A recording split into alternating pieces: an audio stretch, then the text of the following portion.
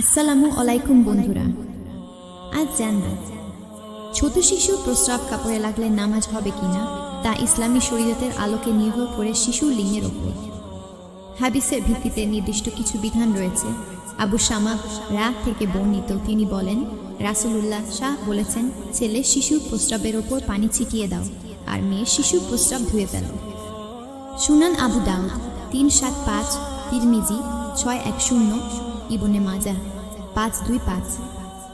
অর্থাৎ ছোট ছেলে শিশু যে এখনো শক্ত খাবার খেতে শুরু করেনি, প্রস্রাব কাপড়ে লাগলে শুধু পানি ছিটিয়ে দিলেই তা পবিত্র হয়ে যাবে। মেয়ে শিশুর ক্ষেত্রে প্রস্রাব লাগলে কাপড় ভালোভাবে ধুয়ে নিতে হবে।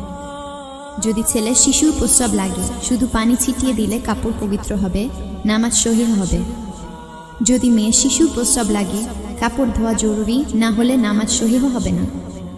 যদি কাপড় অপবিত্র থাকে এবং তা ধোয়া না হয়, তাহলে সেই কাপড় পরে নামাজ হবে না। তবে ছেলে শিশুর ক্ষেত্রে শুধু পানি ছিটিয়ে নিলেই চলবে। সরাসরি নবীজির হাদিস অনুসরণ করুন ও সঠিকভাবে আমল করুন। কমেন্ট করুন আপনার কোনো প্রশ্ন থাকলে। সত্য জানার জন্য আমাদের চ্যানেল সাবস্ক্রাইব করুন। খুদা হাফেজ বন্ধুরা, ভালো থাকবেন সবাই।